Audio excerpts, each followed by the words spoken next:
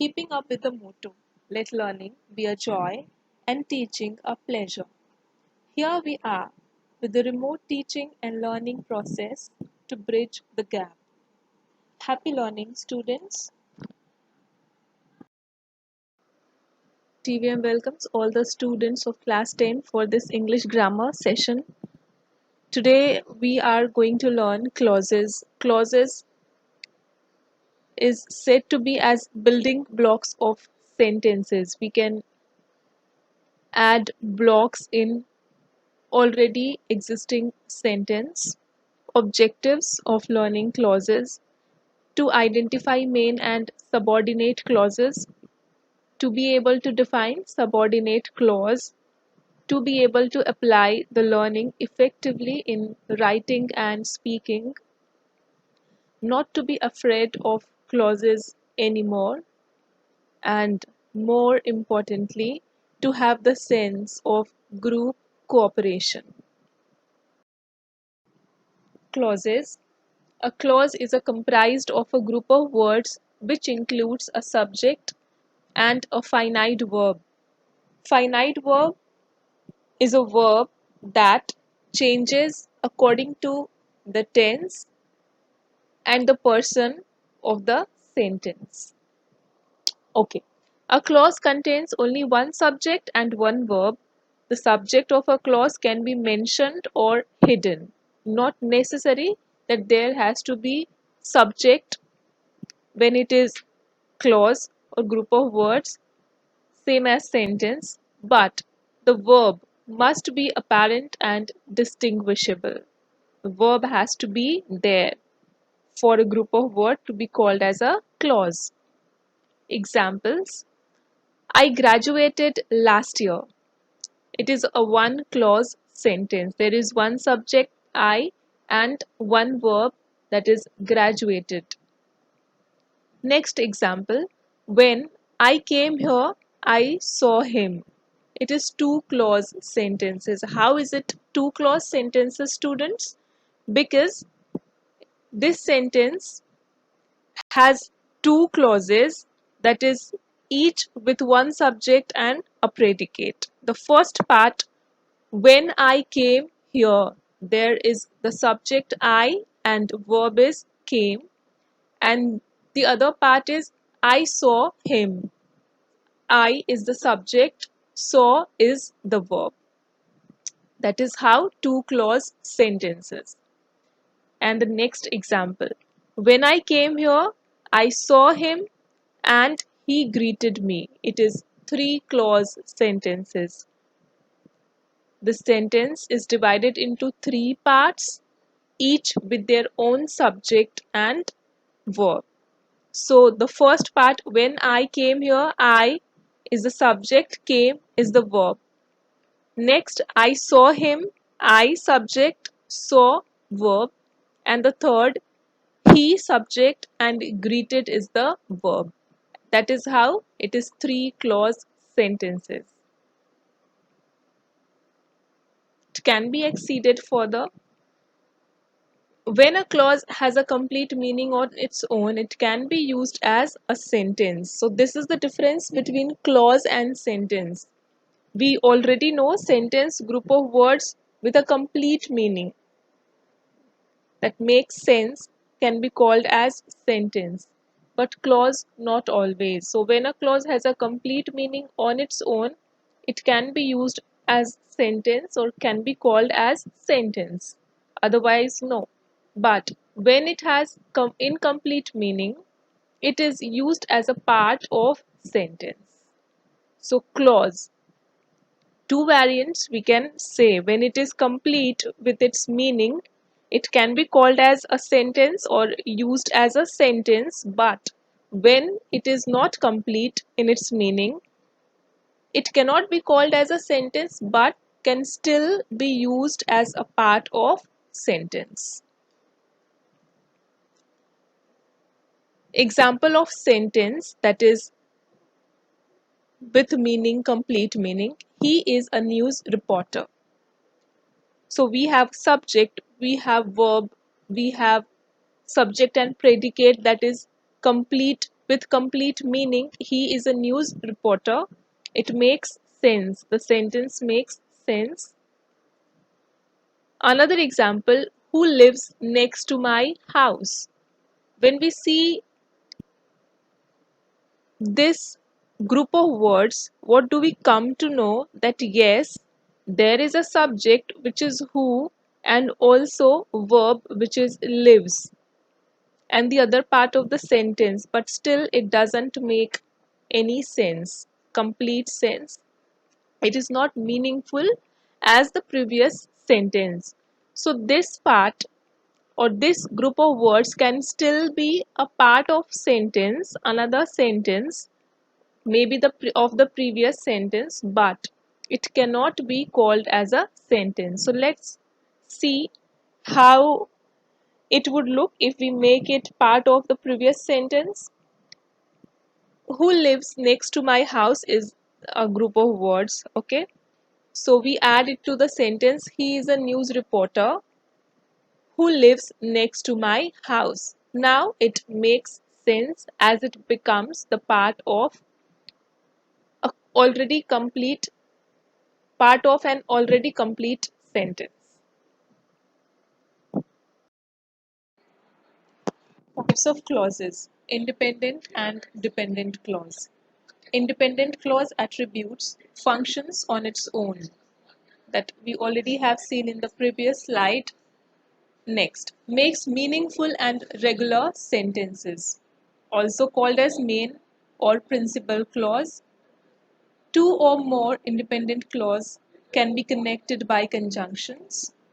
Gives meaning to dependent clause. Again, we have seen uh, this in the previous slide. Examples are, he is a wise man. So he is a wise man. It makes meaningful and regular sentence. Okay, it functions on its own. There is a subject, there is a predicate, and it is meaningful. That is why independent clause. Can you do it? It is an interrogative sentence and it is also an independent clause. Do it please. Subject you is hidden, and that is how it is a meaningful sentence. Do it please. I want to buy a phone, but I don't have enough money. There are two independent clauses joined by conjunction but. He went to London and visited the Lords. Subject of the second clause is he. He went to London. He visited the Lords. Two separate and independent clauses joined by the conjunction and. Alex smiles whenever he sees him. There is one independent clause. Alex smiles, and whenever is a subordinator. Whenever he sees her, it is not complete, the part is not complete, and that is why in this sentence where there are two parts, one is independent, the first part, and the second is independent. Now, dependent clause. A dependent clause cannot function on its own. It leaves an idea or a thought unfinished, and also called as subordinate clause. It cannot form a complete sentence alone. It has to depend on the other part of sentence for the completion of meaning.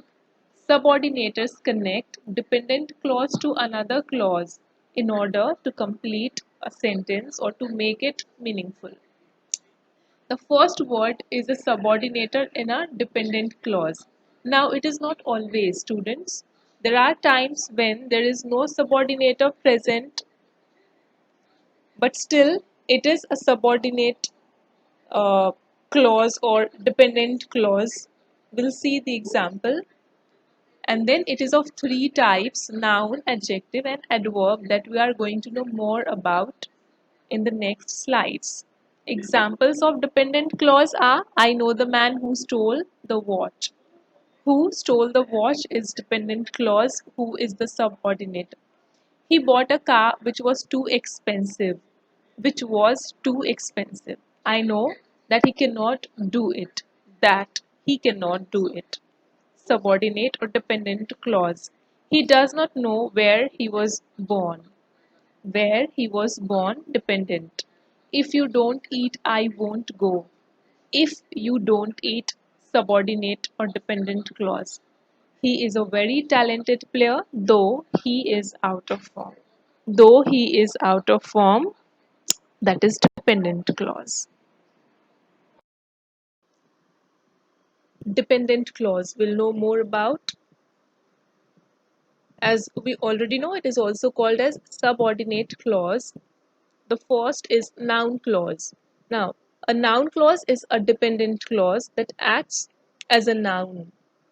Now, what is the meaning of noun? We already know noun is a naming word, but then what does a noun do in a sentence? Noun can be subject, noun can be object, and noun also can be complement of the verb or a preposition in a sentence. So these are the work of noun, and that is what noun clause does.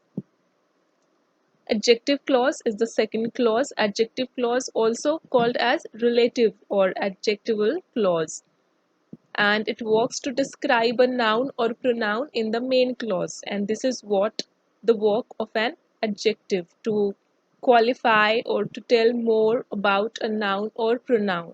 But here we have to keep in mind adjective clause is part of sentence as a group of words. Adjective clause, it qualifies a noun or pronoun that is in the main clause. And the third is adverb clause. Adverb clause functions as an adverb in a sentence. That is, it modifies or describes verbs, adverbs, and adjectives in the main clause. Again, adverb clause does the same as an adverb. So, adverb clause as part of sentence and as a subordinate clause, it modifies verb, adjective, or adverb which is in the main clause. We'll know in detail about all these three subordinate clauses. So we'll start with first noun clause. A noun clause is a subordinate clause which contains a subject and a predicate, as it is an attribute of subordinate clause, and does the work of a noun that we already have known in the previous slide. Example, what Megan did surprised her family. So the underlined part is noun clause. What Megan did is noun clause. Surprised her family is the main clause. And noun clause acts here as the subject of the main clause. Functions of noun clause: as subject of the verb in the main clause. Example, what you did was fantastic. Subject of the verb was, that is in the main clause. What you did is the noun clause. Second function, as object of the verb in the main clause. So it also acts, noun clause also acts as object of the verb which is in the main clause. Example, no one knows who he is. So main clause, no one knows. What is the verb in the main clause? Knows. And here the noun clause, who he is, acting as the object of the verb knows. Also, we can see in the examples what and who, subordinators. Third function, as complement of an incomplete verb, and the verb mostly are to be, to seem, and to appear. To be have different forms. Example, this is what I did. So this is main clause, and what I did is the noun clause, and it gives, noun clause completes the meaning of the to be verb that is in the main clause. as object of the preposition in the main clause. Object of the preposition. Preposition will be in the main clause. Example: Ali is the owner of that blue car parked outside. So, what is the preposition here in the main clause? Of. And the object of the preposition of is noun clause.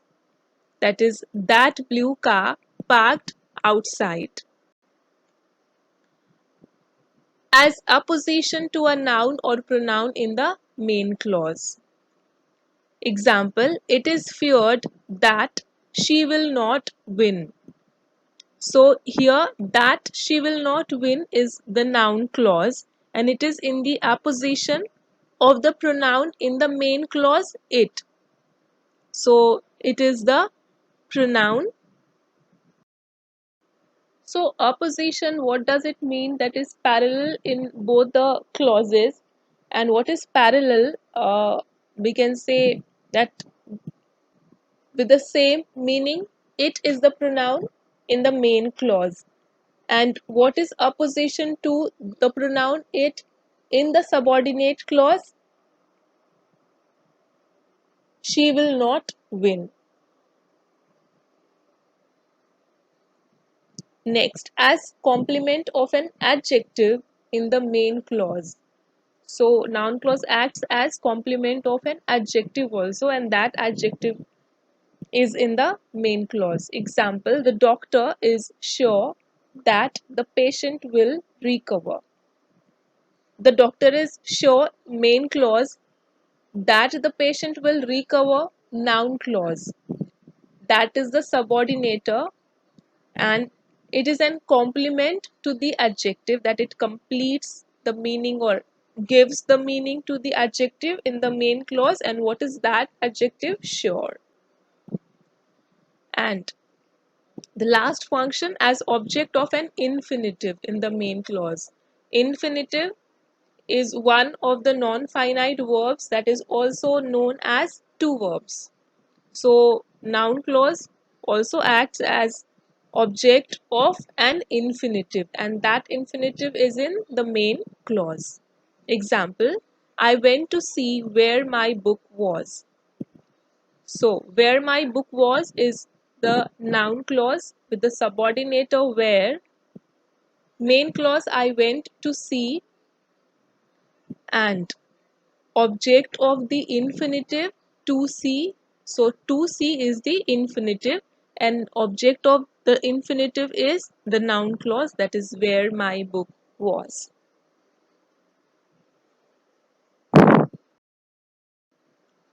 Identification, that is very important. When in the questions you are asked to identify the clause, so how will you identify whether it is noun clause, that the subordinate clause is noun clause? So let's check. Subordinators used for noun clause are how, that, what, whatever, when, where, whether, which, whichever, who, whoever, whom, whomever, why. So these are the subordinators. Sometimes subordinators may be left out in the sentence and it is understood then. So we have already known in one of the slides that not every time a subordinator will be there in the subordinate clause, or not every time a subordinate clause starts with a subordinator. So that time it is understood. Example: she said it was easy. Now how will it be understood, students? It is very simple. We already know that clauses, okay, they have their own subject and own predicate, but the difference between main clause and subordinate clause is one, even though both have their own subject and predicate. Whereas main clause is complete in itself, subordinate clause, even after having its own subject and predicate, has to depend upon the rest of the part of the sentence for the completion of its meaning. And same we can see here in this example. She said it was easy. So first we'll divide into two parts. She said, okay, subject she, predicate said. It was easy. Another part or second part, it subject was easy. Okay, so here we have to find out which part is incomplete or which part has to depend upon the other part for completion of meaning. So she said it is complete in itself, it was easy, it seems like incomplete without the other part, and that is how it will be subordinate clause. Okay, and we can assume the subordinator that here. She said that it was easy. Now, to make it easier, ask the question what to the verb of the main clause. So here it was missing in the explanation, and that is to asking the question, another clue to identify the noun clause. Okay, she said.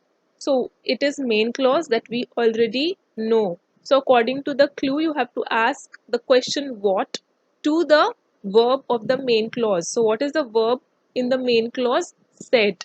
So we have to ask the question what. She said. What did she say? And we get it through the subordinate clause. It was easy. That is the answer of the question what did she say?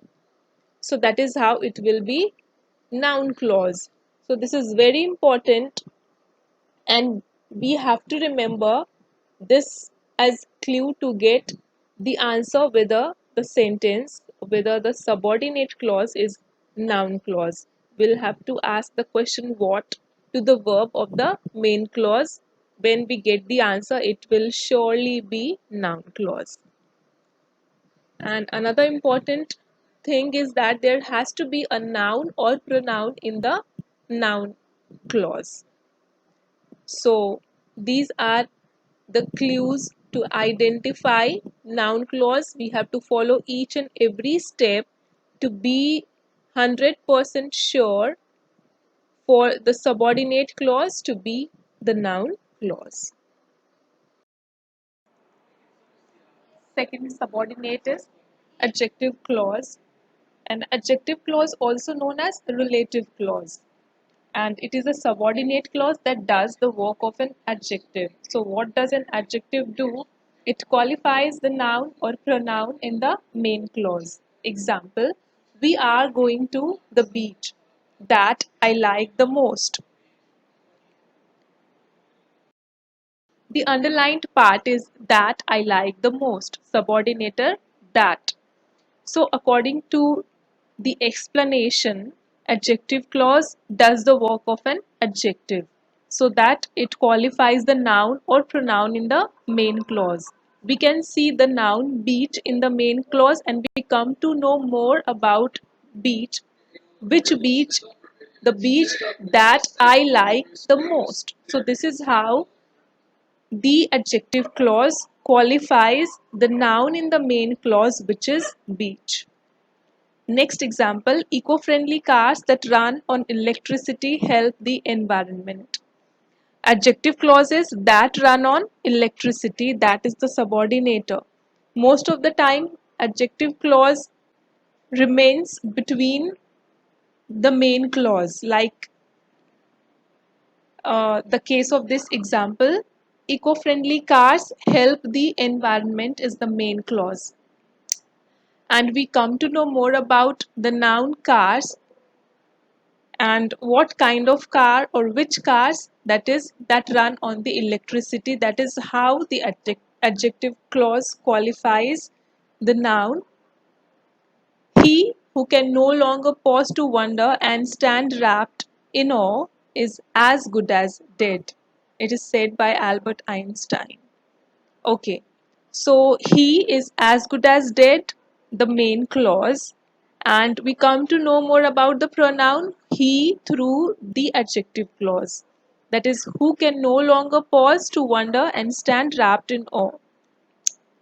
Okay, students, you have to guess the adjective clause in the following sentence. Those who do not complain are never pitied.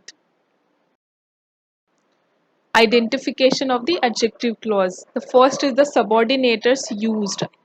So these are the subordinators used for adjective clause: who, whom, whose, that, which, that are relative pronouns and also relative adverbs when, where, and by. Sometimes subordinators may be left out in a sentence and is understood, as we already know, as in the case of the example. This is the place I am fond of. So I am fond of is the adjective clause, and we come to know more about the noun place in the main clause. Ask the question which or who to the verb of the main clause in order to get the adjective clause. And there has to be a noun or pronoun in the main clause.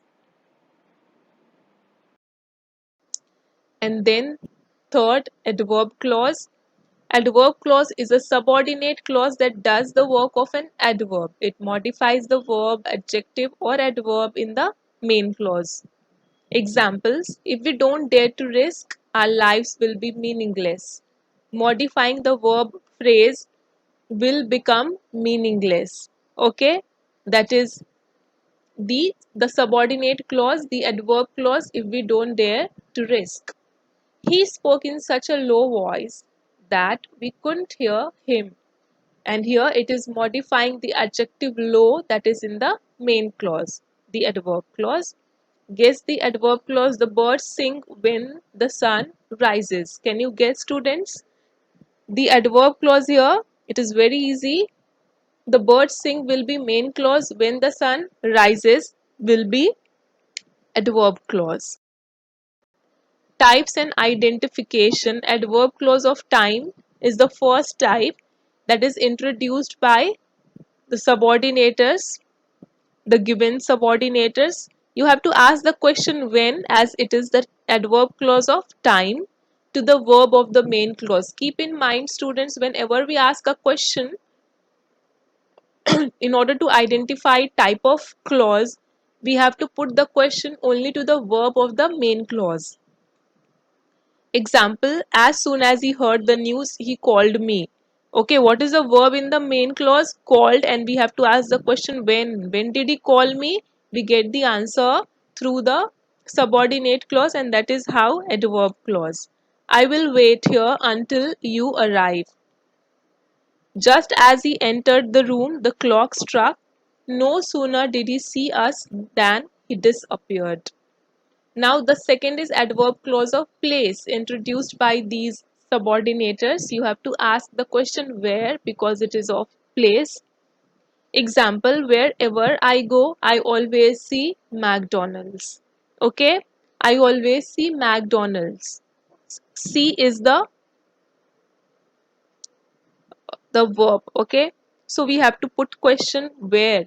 Okay, where do I always see McDonald? So the answer is in the subordinate clause, so adverb clause of place. More examples. Adverb clause of purpose, it is introduced by subordinating these subordinating conjunctions. You have to ask the question for what purpose to the verb of the main clause. Example: put on your warm clothes lest you should catch a chill. Okay, so you have to ask for what purpose. Put on your warm clothes. For what purpose to put on my warm clothes? And we get the answer. Okay, for the purpose we should not get, we should not catch chill, and that is how it will be adverb clause of purpose. Schools were closed early in order that students might reach home before the thunderstorm. So these are the examples. The fourth type is adverb clause of reason, introduced by subordinate conjunctions because, as, since, that. And here we have to ask the question why to the verb of the main clause. So Why did I do it? Answer, because it was needed. Adverb clause of reason. More examples. Fifth is adverb clause of condition, introduced by the subordinators if, whether, unless, and provided that. And here we have to ask question on what condition. So if you want to, you may come if you want to. So what condition? Condition is if you want to, subordinator if, and that is how adverb clause of condition. More examples. Sixth, adverb clause of result or consequence. The subordinators are there. Now, result of the adjective or adverb in the main clause. Here, the clue to get adverb clause of result is there will be an adjective or an adverb in the main clause, and subordinate clause will be the result. Okay, that is the result of that adjective or adverb in the main clause. We check the example. The famine was so severe that the thousand perished. Okay, so here what do we see? Here what do we see that the the adjective in the main clause is severe. Okay, and it, because it is adverb clause of result or consequence, so the subordinate clause, that is the adverb clause, is the consequence of the adjective severe. And what is the result? Thousand perished. Another example, our soldiers fought so bravely that the enemy fled. Bravely is an adverb, and the result of this adverb is the subordinate clause, that the enemy fled, and that is how adverb clause of result or consequence. Be such a good person that all respect you. Good is the adjective. Adverb clause of manner, introduced by the subordinator or as, and you have to ask the question how. You may do as you please. So how may you do as you please? Adverb clause of degree of comparison, than and as subordinators. Ask the question to what extent. And ants love candy. To what extent do ants love candy? And the answer is in the subordinate clause, as much as humans do. The book is more interesting than it sounds. Okay, to what extent the book is more interesting than it sounds. Adverb clause of concession or supposition, introduced by these subordinators. And what is the clue? It is a kind of contrasting statements. Contrasting, that is main and the subordinate clause. Example, while I used to eat candy, I don't like it anymore. So what kind of contrast is here? Okay, used to like candy and not eating it anymore, that is the contrast. While is the subordinator, so adverb clause. A loud voice cannot compete with a clear voice, even if it's a whisper. I would like to go out although it is raining. Even if I fail, I'll try again and again until I succeed. Though I admire your courage, I think you ought not to go on this dangerous journey. So these are the examples of adverb clause of concession. That is the last type of the adverb clause. And here we come to an end to the types of subordinate clauses. These are the exercise questions 7, and you have to identify the clause and state the type in these. Kindly check this link, students, in order to get entertained through clauses song. Thank you.